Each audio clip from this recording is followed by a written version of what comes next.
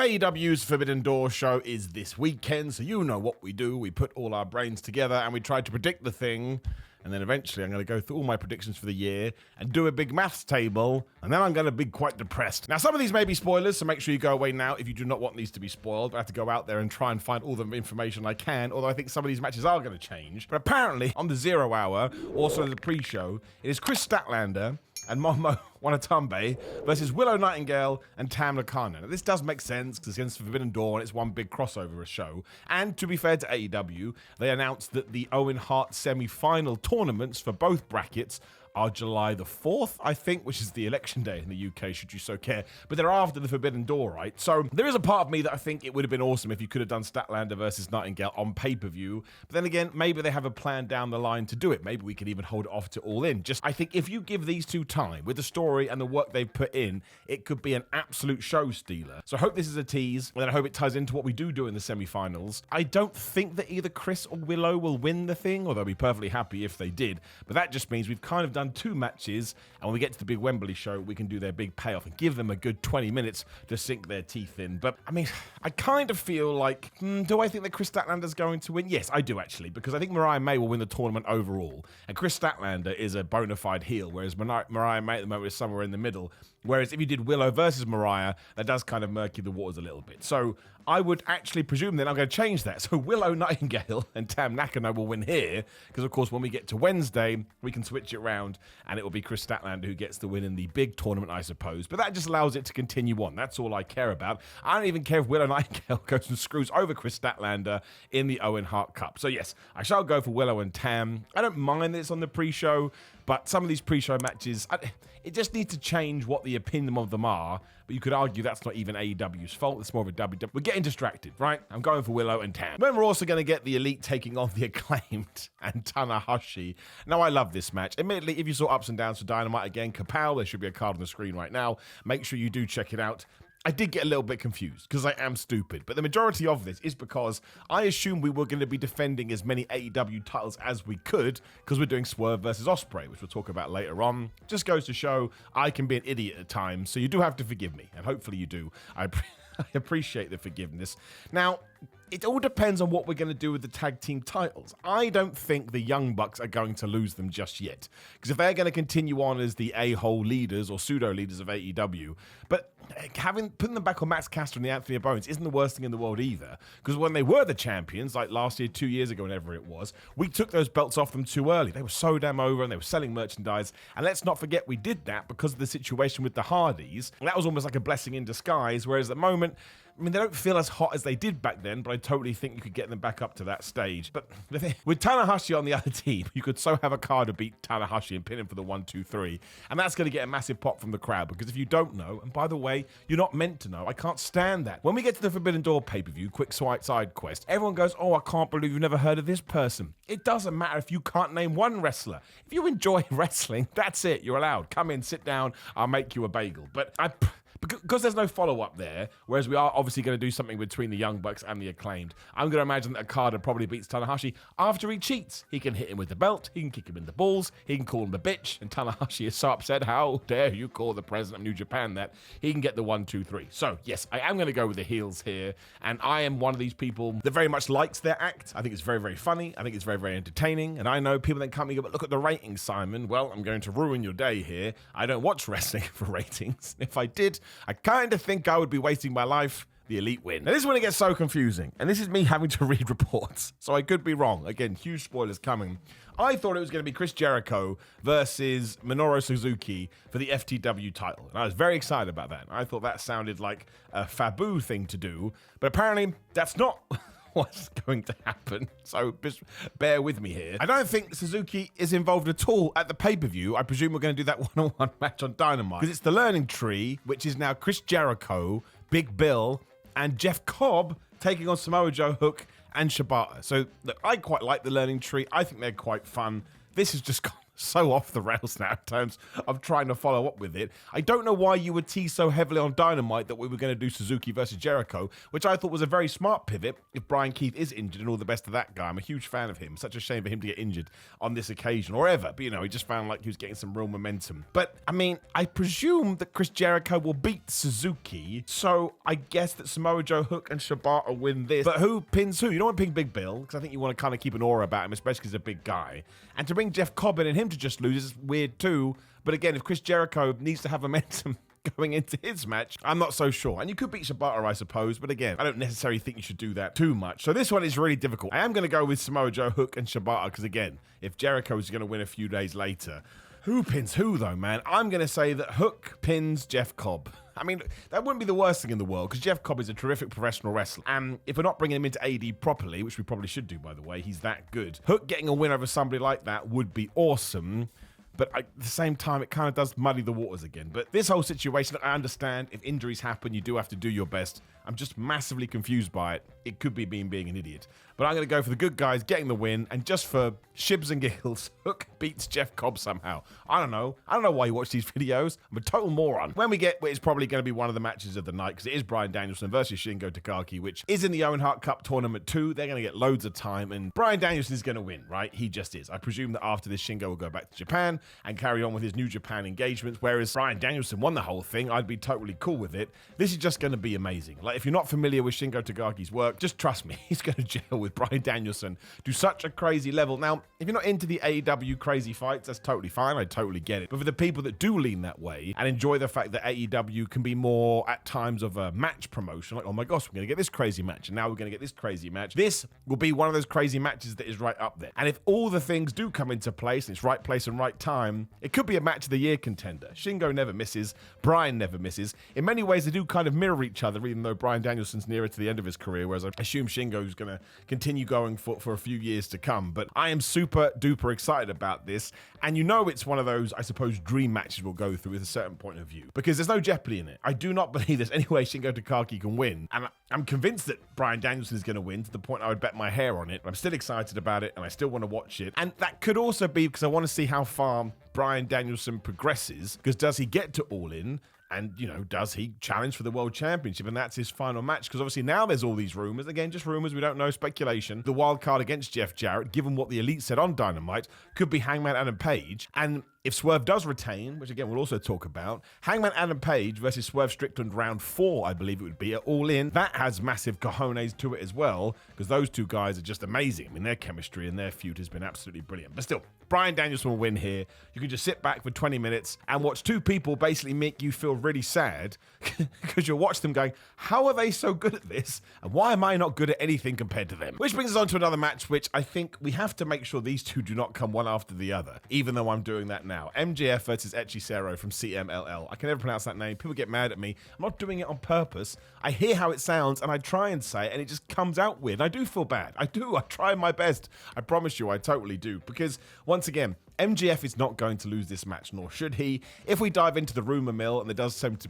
be some substantiated points to this. The only reason we did Roosh versus MJF on TV as opposed to the pay-per-view is because of the situation between CMLL and AAA. All you need to know is that it's wrestling politics, which are always nuts. We weren't able to have Roosh on the Forbidden Door. You want to have MJF on Forbidden Door because he's in his home flipping town, so that's just a draw, and you're probably going to get more people in the building and more people buying it on pay-per-view. It is a business at the end of the day. And Hechicero is someone who is very, very talented but can lose, and nobody is going to care. But that's why you need to separate. I think the Shingo and Bryan Danielson can probably come up with some near falls where you won't bite properly, but you'll go along for the ride. Whereas in no world, I don't think we should tease that Hechicero should beat MJF, because he's only just come back. We're doing all this stuff with him and Daniel Garcia and Will Ospreay again. He beat Roosh. Not handily, but it's still a big win as far as I was concerned. So this should probably open the show, I would imagine. Just give them 10 to 15 minutes, let them run wild. Maxwell Jacob Friedman is totally correct that people forget how good he is in the ring. He is super duper good. He can just get the victory, and then we can move on. And look, the good thing about the Forbidden Door is it can be totally off canon, totally off story, and just an event that lives within its own little world. I don't think that's a problem at all. So yeah, I would just do that, move on, MJF win. When we get to a title match, which is Jon Moxley versus Naito for the IWGP title, although there is a stipulation attached to this too, because Naito has said if he doesn't win that championship back, he doesn't deserve to be in the G1 Climax, and Jon Moxley can take his place. Now, the only bad thing about doing that is that unless Moxley is about to leave AEW for what, 2 months? It's a long old time, the G1 Climax. He is not going to be able to go into that tournament if AEW need him on their televisions, which I assume they do, meaning Naito is going to win here and go to the G1. Now, I actually think that's a problem. I just think it's badass that Jon Moxley got to win the IWGP Championship, because I'm sure that was a dream of him when he is a kid. And his performances have been so consistent. He has been so important to AEW since the day he walked in the door. I think anytime we can allow him to, we can give something back to him, we should do it. Now, it's very much a case of you either die as a hero or live yourself long enough to be a villain. Some people say ridiculous things about Mox. As far as I'm concerned, he is one of the top guys in the industry, and he can lose it, and it's fine. Again, there's a bunch of people you could get involved, as we did see on Dynamite, especially because Jon Moxley just used a chair in that match to get disqualified, and maybe that's why he did it, because people are going to come out to get their revenge. The referee won't see, so we protect Jon Moxley, and a New Japan guy can get a win on the Forbidden Door show, which I think is important because, again, it just keeps that, ironically, door open for future matches with Jeopardy, because Jon Moxley is one of the biggest stars in AEW. I think this will be really good. It's one of those matches that I just want to see. I know we've seen it before. They fought at whenever it was, a few months ago, but doing it on the other side of the pond, that's just a nice 1-2 punch, so I do look forward to it. But yeah, I actually think Naito will win, and I think that way you get the New Japan Championship back in Japan, which I think is important for that promotion, especially during the G1 Climax. I could be wrong here, but I think over the last 20 years, it's only been 3 times when the current world champion hasn't been in the G1, and I doubt in 2024, when they're trying to rebuild this with President Tanahashi, that you wouldn't want the champion in there. So yes, I do think that we shall do that as well. Naito wins. When we get to Sabre Jr. versus Orange Cassidy, now we kind of gave away the winner to this one on Dynamite, because Sabre beat Kyle O'Reilly, and this feels very much like a you scratch my back, I'll scratch yours, because Orange Cassidy will beat him here. Now, there is something to this. They will have a tremendous match. I remember when it was Orange Cassidy versus Will Ospreay, and it was like, oh man, why are we doing this? And Orange Cassidy and Will Ospreay smashed it. These two guys will smash it as well. Sabre Jr., one of a kind. Orange Cassidy, one of a kind. But I almost think we should use this to get Orange Cassidy into somewhat of a new position. Now, I don't know what that is, but Orange Cassidy has been an AEW OG. He is supremely popular, and it kind of feels like we moved away from the Don Callis stuff now, the Trent stuff. I mean, maybe we'll go back to that. But if he gets a win over Zack Sabre, it should lead to something, and then that way we are using these victories to sort of get steam going with the people that are near to the top of the card, which is Orange Cassidy. One day, I mean, I'm way off my prediction. I think I said by 2022, I thought he would become the AEW World Champion. I still think that's going to happen one day. I think he has the momentum to do it, but just not at the moment. We need to build those bricks again. But this really does sum up what the Forbidden Door is for me. They're just going to have a good time. They're going to do all their stuff. Zack Sabre's going to tie him up like an octopus. Orange Cassidy is going to be Orange Cassidy. And when it's over, I'm just going to smile. Somebody can win. Somebody can lose. It's not going to affect anything in the grand scheme of things. They're still going to be considered top tier wrestlers, and sometimes that's all you need to do. But yeah, I'm going for my man Orange. When we get to something that is all story, and it is for the AEW Women's title, Mina Shirakawa taking on Toni Storm with Mariah May bang stuck in the middle. Now, once again, I think there was some foreboding for this on AEW Dynamite, because Mina was able to get the win on that 6-man tag, and it was also Mina that smashed the glass into Mariah May when Toni Storm got out of the way. Now, that rhymes, so there has to be something to this. I don't think you're going to put the AEW Women's title on Mina Shirakawa, even though I think she has been great. She cut an entire promo in English last week, which I was like, damn, I didn't see that coming. I mean, if you asked me to do the reverse, I would not be able to do it. But to me, this has been done very well in the sense it's going to be a talking point for the story overall. Again, I already told you, I think Mariah May will win the Owen Hart Cup, and she will face Toni Storm in the United Kingdom at All In, which is interesting because Toni Storm to me is absolutely a babyface, whereas Mariah in her home country is probably going to be a babyface as well. But you do have the option here for Mariah May to screw over Toni Storm properly, allowing Mina to win. I don't think we're going to do that. I think it's going to be more ambiguous. I think Toni Storm will win because Mariah May accidentally helped Shirakawa, and then Storm will be like, oh my gosh, Mariah, you're on my side. That is wonderful. And then she'll win that tournament, and Toni Storm will soon realize, oh my gosh, you're not on my side at all. And then we just split them up, and we go their separate ways. And listen, if you want to make Mariah May the AEW Women's Champion, and she does form a new alliance in AEW with Mina Shirakawa, you can screw over Toni Storm at All In at Wembley and make it very clear in this feud, Mariah May is going to be the bad guy, not on August. And then going forward, Tony Storm is going to be the good guy. But it's not the time to take the belt off Tony Storm, especially when you have that in your back pocket. I think that's a way bigger match. This is really good stuff, I think, from AEW. They've taken their time. It's been going on for months. Every single person they've kind of inserted into it, I think, has done their job as well. But I do think Tony Storm will win here, probably because of accidental distraction by Mariah May, which in a few weeks is going to turn around to be a massive ruse. That's the beauty of pro wrestling. When we get to Mercedes Mone versus Stephanie Vaquer for the TBS title and the New Japan Strong Women's title, this is another one that could steal the show, because if you'd seen them work a couple of years ago before Mercedes' injury, it was really, really good, and they're just really great wrestlers. Like, say whatever you want about Mercedes Mone on television in general, when she gets in the ring, she knows what she's doing. And I think we're going to put the New Japan Strong Women's title on her, because when that title was made into existence to begin with, it was meant to be for her. Now, if you don't know,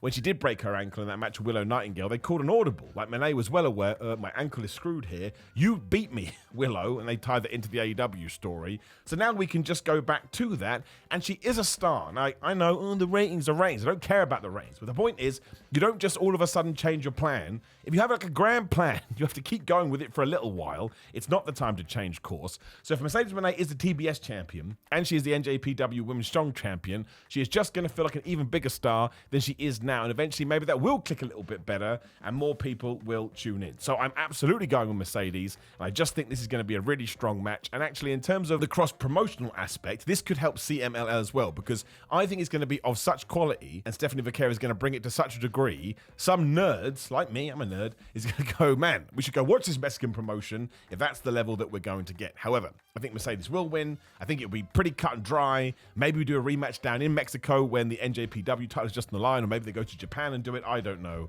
I'm looking forward to this. I think it's going to be really good. Mercedes wins with the Mone maker, and this time it's going to look good. It's always a toss of a coin. My other prediction is this time it will look good. When we get to our ladder match for the TNT title, now I could be wrong here, man. I'm trying to catch up. Spoilers coming. I think it is Takeshita versus Mark Briscoe versus Jack Perry versus Dante Martin versus Leo Rush versus El Fantasmo versus TBA. I have no idea who that TBA could be. I presume it should be a cross-promotional guy.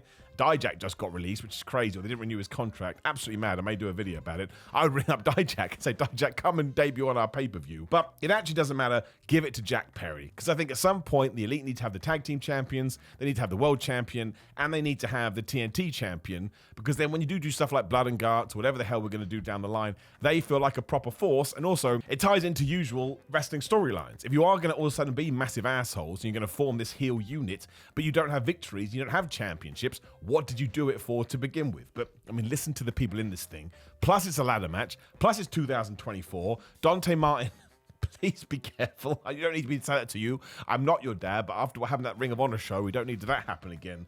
But just let Jack Perry win. I mean, ever since he has come back and he tried to kill Tony Khan, I think he's really found himself. He has embraced this heel persona. He's getting the reactions that you want. His promos are better. Right now, I think you strike when the iron is hot and you give him a title and you give him a long old run with that TNT championship until someone comes along and beats him. Hopefully at that point, he'll be at a level where maybe he can go after the world title too. So this is going to be crazy. My heart choice would be Mark Briscoe. I don't think that is going to happen, especially because he's already the Ring of Honor world champion. But yes, Jack Perry will climb that ladder, probably after help from the Elite. I mean, that's what Matthew and Nicholas Jackson do. There'll be some kind of stupid stipulation or something they introduce to help that guy. But otherwise, I would sit down, I would grab some popcorn, because this is going to be crazy. Which brings us to our main event, which is Swerve Strickland versus Will Ospreay for the AEW World title. I think AEW's done a good job in laying the bird seeds here, or the ground seeds, or the seeds in general. Swerve Strickland will win this because Will Ospreay spread himself too thin. I mean, we made it very clear on Dynamite that he's already making world title matches before he even won the world championship, and it's kind of risky what we did do, because the end of Dynamite was Swerve booting Will Ospreay in the back of the leg and then smashing him in the head with the house call. And by WWE logic, I know it's a different company, but again, our brains think this way. Usually, the person who is up on the go-home show then loses at the pay-per-view, but I think that's why AEW's done it, is to circumvent your expectations. But this is going to be unreal. These two have history together. These two are absolutely some of the best, or two of the best wrestlers in the world today. You can argue that Will Ospreay is number one. I think there's going to be near falls. I think there's going to be twists. I think there's going to be turns. I think at one point we're going to think that Will Ospreay is the world champion, and then he makes a mistake, takes his eye off the ball. Maybe he's exhausted. Maybe he runs his HP down. Maybe MJF gets involved. Daniel Garcia, I don't know. But when we get to Dynamite, Swerve will be the champion, and then we can start focusing on whoever's going to win the Owen Hart Cup. Whereas again, Will Ospreay's got to deal with Maxwell Jacob Freeman. He's got to deal with Daniel Garcia. And maybe we are going to do that three-way at All In. That was the big surprise to me, is that MJF actually challenged Danny Garcia for the Wembley show. And I don't think you would do that unless you had a plan. So maybe Danny Garcia will win the belt on Wednesday, the international title. And then the three-way is between MJF, Will Ospreay, and Daniel Garcia with that championship on the line. I don't know. Again, the argument is maybe because we are in London and we're so close to Essex, which is Will Ospreay's hometown, he should win the title there. I don't know, man. It depends what you have planned for the future. And while there has been some discussion about this, I would bet my ass, which is a weird thing to put on the line, that come 2025, AEW is going to run Wembley again. So maybe you want to do the Cody Rhodes thing and you want to build it for a year because you think it's going to be even bigger still. But on this night, in terms of Sunday, I'm going with Swerve. But either way, it doesn't matter who wins, man. They're both top tier. And if Ospreay wins it, he should drop it and win it back. And if Swerve drops it here, he should win it back. Both these guys should have multiple title reigns. I'm going with Strickland. Now, of course, please do make sure you leave me your predictions in the comments below. And if somebody gets everything right, come talk to me. You deserve some kind of a prize. Like the video, share the video, and subscribe. Click the boom video on the screen to get more of my stupid thoughts about wrestling. Otherwise, it is indeed GorillaMine.com/Simon. Use code Simon, get 10% off or even more off now if you like their energy drinks. They just launched their Bombsicle flavor. And when they launch new stuff, you get even more money off. These are genuinely the best energy drinks I've ever tried. Like, I'm not a huge energy drink drinker, but I've tried Monster, I've tried Red Bull. Nothing makes me feel more alive than Gorilla Mind energy drinks, which in many ways is scary. It's also patreon.com/Simon316, Simon316 on Threads, Instagram, and Twitter. Simon J. Miller on TikTok, and I'm putting up a bunch of dumb videos on there right now.